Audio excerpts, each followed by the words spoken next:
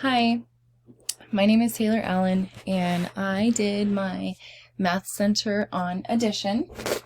I used a couple different manipulatives. The first one of my activities is this one, and it is counting with dinosaurs. So I put right here that it says count with dinos.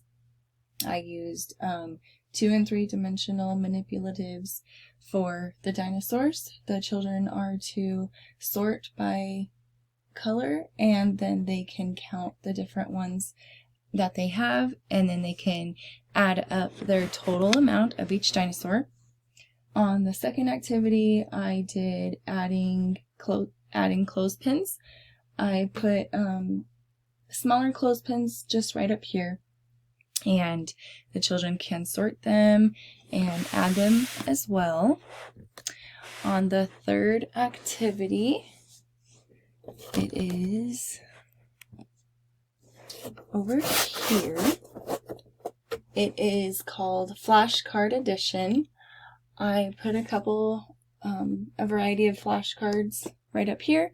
The first one is 3 plus 3, which would be 6.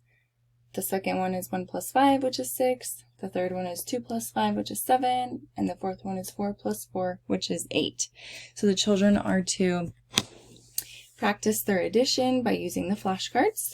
And the fourth activity is this one, and it is count the coins.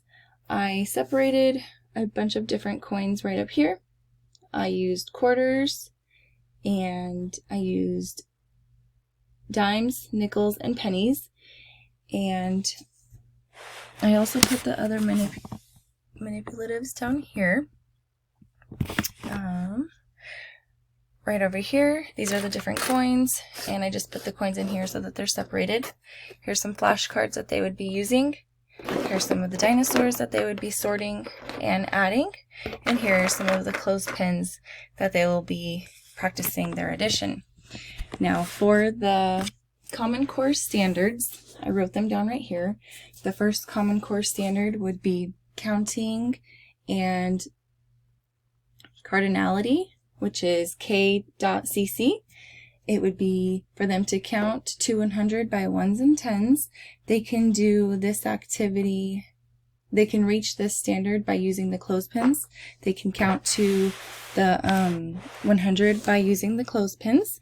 And then the second Common Core standard that I reached was operations and algebraic thinking, which is K.OA. And that would represent the addition with objects. They can add the addition with objects by counting the different dinosaurs. And the third Common Core standard that we reached in this Math Center is measurement and data, which is K.MD. They would classify objects into given categories and count the numbers of objects in each category and sort the categories by count. With this, they can definitely use coins by doing so. Since there is a variety of different types of coins, they can sort the nickels and dimes and quarters and pennies from each other, and then they can count what kind of different coins they have, what kind of different nickels they have, quarters, and pennies. And on the cross curricula, I also was able to reach geometry with this, which is geometry K.G, and they would identify shapes as a 2 or 3 dimensional. They can do this by using the different dinosaurs. Since this is a 3-dimensional object, they can reach this by identifying the different shapes with each of the objects. Now, I will plan on assessing the students' comprehension by passing out a 3-questionnaire quiz. I would plan on giving them this type of quiz at the end of the week. I would prepare them for success by allowing them to have 4 days of engaging in each of these activities, and on the 5th day I would plan on giving them a quiz.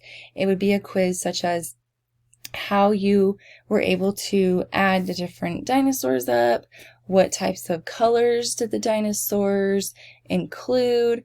I would also ask them if they remembered how many of the different types of coins that I used in their activities, and I would just have them work on that for 4 full days, and then on the 5th day, like I said, I would assess them by passing out a 3 question quiz at the end of the week. That pretty much concludes my math center. My name is Taylor Allen, and here's a close-up of my math center. I know it's a little wobbly, but it's all geared towards addition.